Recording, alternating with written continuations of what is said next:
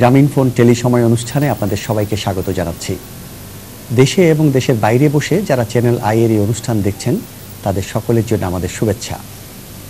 আমাদের আজকের অনুষ্ঠানের বিষয় টিআইবির করাপশন ডেটাবেস 2005। এই অনুষ্ঠানে অংশগ্রহণ করার জন্য যারা স্টুডিওতে আমন্ত্রিত হয়েছেন প্রথমে তাদের সঙ্গে আপনাদের পরিচয় করিয়ে দিই। আমার ডান দিকে রয়েছেন ট্রান্সপারেন্সি ইন্টারন্যাশনাল বাংলাদেশের নির্বাহী পরিচালক ডক্টর ইফতেখারুজ্জামান। এরপরে রয়েছেন বিশিষ্ট কলামিস্ট জনাব ANM নুরুল হক। সবশেষে রয়েছেন ট্রান্সপারেন্সি ইন্টারন্যাশনাল বাংলাদেশের অন্যতম গবেষণা কর্মকর্তা জনাব তানভীর মাহমুদ। দর্শক মণ্ডলী, আপনারা হয়তো জানেন এবং সংবাদপত্রে দেখেছেন যে ট্রান্সপারেন্সি ইন্টারন্যাশনাল বাংলাদেশ কিছুদিন আগে করাপশন ডেটাবেস 2005 নামে 2005 সালে বাংলাদেশের দুর্নীতি সংক্রান্ত একটা তথ্য ভাণ্ডার প্রকাশ করেছে রিপোর্ট আকারে। এবং এই রিপোর্টটি প্রকাশিত হওয়ার পরে বিভিন্ন মন্ত্রণালয় থেকে প্রতিবাদ এসেছে, অনেকে নিন্দা করেছে, অনেকে বলেছে এই রিপোর্ট উদ্দেশ্য প্রণোদিত এবং ভুল তথ্য দ্বারা সংকলিত। কোনো মন্ত্রণালয় এই রিপোর্টের বিরুদ্ধে, বিশেষ করে টিআইবির বিরুদ্ধে আদালতে মামলা করার কথাও বলেছেন। এতে মনে হয় আমরা যে দুর্নীতির কথা সবসময় বলি, সেই দুর্নীতি সংক্রান্ত কোনো তথ্যবহুল রিপোর্টকে আমরা সহজে মেনে নিতে পারি না। আমরা আজকে আলোচনা করে দেখব ট্রান্সপারেন্সি ইন্টারন্যাশনাল বাংলাদেশের এই দুর্নীতির রিপোর্টটি কতটা তথ্যভিত্তিক বা কতটা কাল্পনিক এবং এই রিপোর্ট প্রণয়নের পদ্ধতিটাই বা কী ছিল। আমি প্রথমে তানভীরকে বলবো যে এই ডেটাবেস 2005-এর মূল পর্যবেক্ষণগুলো কি কি ছিল। ধন্যবাদ। করাপশন ডেটাবেস 2005 নামে যে গবেষণা প্রতিবেদন ট্রান্সপারেন্সি ইন্টারন্যাশনাল বাংলাদেশ গত 27 জুন প্রকাশ করে, সেটিতে আমরা দেখতে পাই যে মোট 26টি দৈনিক থেকে প্রাপ্ত তথ্য অভিবীক্ষণের মাধ্যমে আমরা যে 47টি খাত আছে, সেই 47টি খাতের মধ্যে 38টি খাতের মধ্যে আমরা তথ্য নতুন ঘটনা পাই। সেগুলোকে আমরা দুই ভাগে বিভক্ত করি। এক, যে সমস্ত প্রতিবেদনে 5%-এর মোট ঘটনার 5%-এর বেশি ঘটনা অভিযোগিত হয়েছে সেগুলোকে আমি সর্বাধিক দুর্নীতিগ্রস্ত খাত বলছি, এবং আর্থিক ক্ষতি বিবেচনায় আমরা আরেকটা র্যাঙ্কিং করি। সেই বিবেচনায় আমরা দেখতে পাই যে 2005 সালে সর্বাধিক দুর্নীতিগ্রস্ত খাতগুলো ছিল শিক্ষা, পুলিশ, স্বাস্থ্য, স্থানীয় সরকার ও পল্লী উন্নয়ন এবং বেসরকারি খাত। এবং আর্থিক বিবেচনায় আমরা দেখতে পাই 2005 সালে স্থানীয় সরকার, পল্লী উন্নয়ন এবং সমবায় খাত, এই খাতটি দুর্নীতিতে সবচেয়ে বেশি আর্থিক ক্ষতির শিকার হয়েছিল 2005 সালে। ধন্যবাদ। দর্শক মণ্ডলী, আপনারা জানেন যে গ্রামীণ ফোন টেলিসময় অনুষ্ঠানটি স্টুডিও থেকে সরাসরি সম্প্রচারিত হচ্ছে। আমাদের দুটো টেলিফোন আছে। যারা আগ্রহী দর্শক এই বিষয় সম্পর্কে মতামত দিতে চান তারা অনুগ্রহ করে ফোন করবেন। ফোন নাম্বারগুলো টুকে রাখতে পারেন। 01713004444, আরও একটি নাম্বার আছে 01711567100।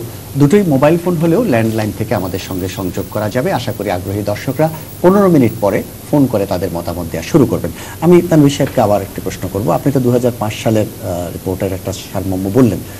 এর আগে গত 2-3 বছর ট্রান্সপারেন্সি ইন্টারন্যাশনাল বাংলাদেশ একই রকম ডেটাবেস করেছিল, সেগুলোতে কি পর্যবেক্ষণ ছিল তুলনামূলক যদি আমরা একটু দেখতে চাই? আমরা যদি দেখতে পাই 2003 থেকে 2005 পর্যন্ত আমরা যে পত্রিকা থেকে অভিবেক্ষণ করে যে তথ্যগুলো পাই সেটা দেখতে দেখা যায় যে দুর্নীতির যে চিত্রটা সেটা ইনক্রিজিং, বাংলাদেশের দুর্নীতির মাত্রাটা বাড়ছে।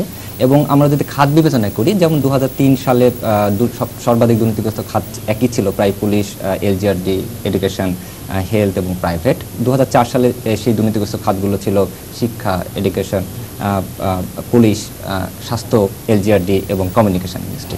2005 সালে আমি কিছুক্ষণ আগে আপনাকে বলেছি যে শিক্ষা, পুলিশ, স্বাস্থ্য, স্থানীয় সরকার, পল্লী উন্নয়ন এবং বেসরকারি খাতগুলো ছিল। কাজে খাতগুলো একইভাবে বারবার আসছে এবং তার মধ্যে দুর্নীতির যে মাত্রাটা সেটা প্রায় একই রকম আমরা দেখতে পাই। কিন্তু প্রথম দ্বিতীয়ত পরিবর্তন হচ্ছে মনে হয় র্যাঙ্কিং এ কিছুটা, 1-2 কিছুটা। তাহলে 2005-এ যদি স্থানীয় সরকার একে থাকে, 2004-এ কে ছিল? 2004 ছিল যোগাযোগ মন্ত্রণালয়। 2003-এ ছিল এটাও ছিল যোগাযোগ মন্ত্রণালয়। যোগাযোগ মন্ত্রণালয় এগিয়ে আছে তাহলে বলা যায়। আচ্ছা নুরুল হক সাহেব, আপনি তো দুর্নীতি নিয়ে লেখালেখি করেন, এই যে এই তুলনাটা সম্পর্কে আপনি একটু বলবেন? গত কয়েক বছরে বাংলাদেশের দুর্নীতির যে চিত্র পাওয়া যাচ্ছে টিআইবির ডেটাবেসে, আপনার মন্তব্য কি? ধন্যবাদ জাহাঙ্গীর সাহেব। আমি এই কয়েক বছরের পর্যালোচনা থেকে যেটা উপলব্ধি করতে পেরেছি, যেটা উনি একটু আগেই বললেন তানভীর, যে দুর্নীতি কমছে না, দুর্নীতি কিন্তু বাংলাদেশে বেড়েই চলছে। শুধু পরিবর্তন হচ্ছে দুর্নীতির খাতগুলো। যেমন এক বছর প্রথম স্থান পাচ্ছে পুলিশ, পরের বছর পাচ্ছে হয়তো ভূমি মন্ত্রণালয়, তারপরে পাচ্ছে শিক্ষা, তারপরে যোগাযোগ তো পরপর 2 বার, আর এইবার 2005 সালে স্থানীয় স্থানীয় সরকার। সরকার ও পল্লী উন্নয়ন মন্ত্রণালয়।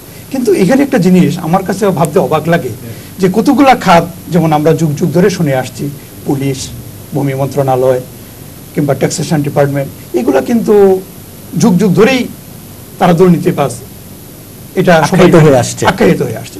কিন্তু টিআইবির অবজারভেশনে আমরা যেটা নতুন পেলাম, যেমন শিক্ষার খাত বাংলাদেশে দুর্নীতির শীর্ষস্থান পাবে, এটা কিন্তু কল্পনার বাইরে। শিক্ষার বাজেট যে বেশি। হ্যাঁ, শিক্ষার বাজেট বেশি, এই জন্য দুর্নীতিও বেশি। এই হিসাবে আমি মনে করব যে এটা টিআইবির একটা বিরাট সাকসেস। আমরা বিশেষ করে সাধারণ মানুষ কেন, সচেতন নাগরিকরাও ভাবতে পারতো না যে বাংলাদেশের শিক্ষার অধপতন এত হয়েছে যে তারা ঠিক দুর্নীতির শীর্ষস্থানে পৌঁছে যাবে। ধন্যবাদ আর- আকশান। ডক্টর ইফতেখারুজ্জামান, আপনি নির্বাহী পরিচালক ট্রান্সপারেন্সি ইন্টারন্যাশনাল বাংলাদেশের, আপনার উপর অনেক দায়িত্ব রয়েছে এই রিপোর্ট প্রণয়নের জন্য। এই যে এত বড় একটা অভিযোগ আপনারা করলেন বিভিন্ন মন্ত্রণালয় সম্পর্কে, তাদের দুর্নীতি সম্পর্কে, খাত সম্পর্কে, আপনাদের এই তথ্যের উৎসগুলো কি? প্রথমে আমি একটু বলবো যে অভিযোগ কিন্তু আমরা করছি না, আমরা তথ্য উপস্থাপন করছি। এবং যে তথ্যটা আসছে সেটা কিন্তু কোনো মন্ত্রণালয়কে বলা হচ্ছে, এটা বিভিন্ন খাত সম্পর্কে বলা হচ্ছে, তার মধ্যে পার্থক্য আছে। তথ্যের উৎস হচ্ছে যে আমাদের প্রথমে পরিষ্কার করা দরকার, এটা আমাদের টিআইবির ট্রান্সপারেন্সি ইন্টারন্যাশনাল বাংলাদেশের যে ব্যাপক গবেষণা কর্মসূচি রয়েছে তার মধ্যে একটি গবেষণা এটা মাত্র। এবং এই গবেষণাটি তথ্যের উৎস হচ্ছে বাংলাদেশে প্রকাশিত সংবাদপত্রের যেটা বিভিন্ন সময় সারা বছরব্যাপী যে তথ্যগুলো প্রতিবেদনগুলো প্রকাশিত হয় তাকে আমরা বিশ্লেষণ করে, তাকে আমরা অভিবেক্ষণ করে, তার উপর বিশ্লেষণ করে আমরা এই প্রতিবেদনটা করে থাকি। অবশ্যই বলা প্রয়োজন ইমিডিয়েটলি, সেটা হচ্ছে যে অনেকে খুব প্রায়শই যে কথাটা বলা হয় যে সেটা হচ্ছে যে আমরা তথ্য শুধু সংবাদপত্রের উপর নির্ভর করে টিআইবির কার্যক্রম চলে। আসলে কথাটা ঠিক নয়। এই একটি কাজ কিন্তু আমার পাশাপাশি আরও অন্তত 25টি গবেষণা এই মুহূর্তে হাতে রয়েছে, তার সবগুলোরই কিন্তু অন্যান্য সূত্র থেকে, যেমন প্রাথমিক তথ্য প্রাথমিক সূত্র থেকে আমরা গবেষণাগুলো করে থাকি বিভিন্ন প্রতিষ্ঠানের উপরে, বা অন্য যেমন আমাদের খানা জরিপ রয়েছে, সেটা সরাসরি মানুষের কাছ থেকে তাদের অভিজ্ঞতালব্ধ। কিন্তু দুর্নীতির তথ্য তো সেভাবে দিচ্ছেন না। না, দুর্নীতি তথ্য যেটা করাপশন হাউজল সার্ভে যেটাকে বলি আমরা, খানা জরিপ, যেটা 1 বছর পর পর আমরা করি, সেটা কিন্তু সরাসরি নির্ধারিত কতগুলো খাতে আপনার দুর্নীতির সম্পর্কে মানুষের অভিজ্ঞতার তথ্যগুলো নিয়ে আসে। তবে এই জিনিসটি, এই যে করাপশন ডেটাবেস, এইটা আমরা সংবাদপত্র নির্ভর একটি কাজ, এবং এই কাজটিকে টিআই বা ট্রান্সপারেন্সি ইন্টারন্যাশনালের যে আন্তর্জাতিক সেক্রেটারিয়েট আছে তাদের যে নির্ধারিত অ্যান্টি কারাপশন টুল কিট যেগুলো আছে তার মধ্যে অন্যতম হিসাবে স্বীকৃত হয়েছে।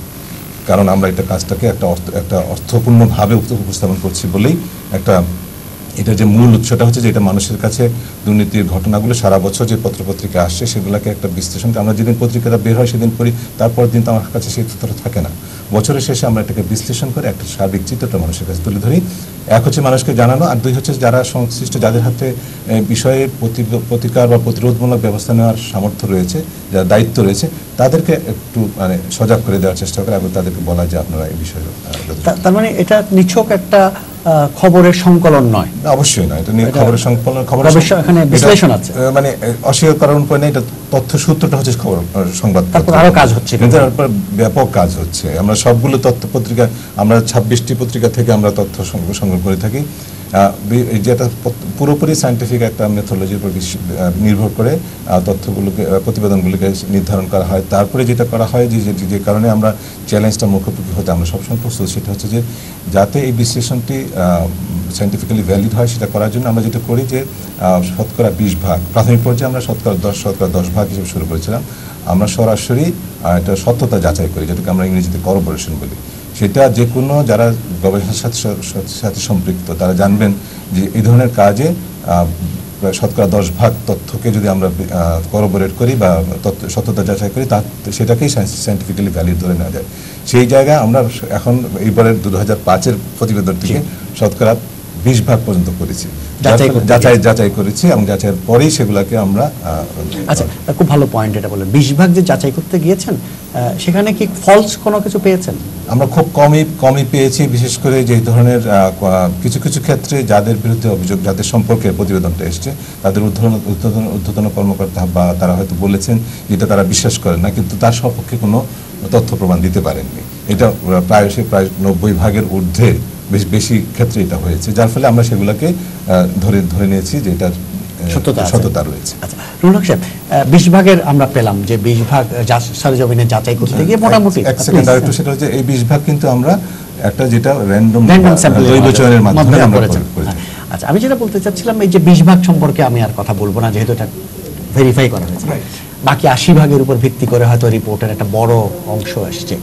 আমাদের অনেকের ধারণা যে খবরের কাগজে প্রচুর ভুল খবর, মিথ্যা খবর, বানোয়াট খবর ছাপা হয়। তো এখন এই খবরগুলোর ভিত্তিতে ট্রান্সপারেন্সি ইন্টারন্যাশনাল বাংলাদেশ যদি রায় দেয় বা একটা কনক্লুশনে আসে যে অমুক খাতটি সবচেয়ে দুর্নীতিগ্রস্ত শুধু খবরের কাগজের উপর ভিত্তি করে, এটা কতটা সমর্থনযোগ্য বলে আপনি মনে করেন? দেখুন, এখন এই প্রসঙ্গে কিছু বলতে গেলে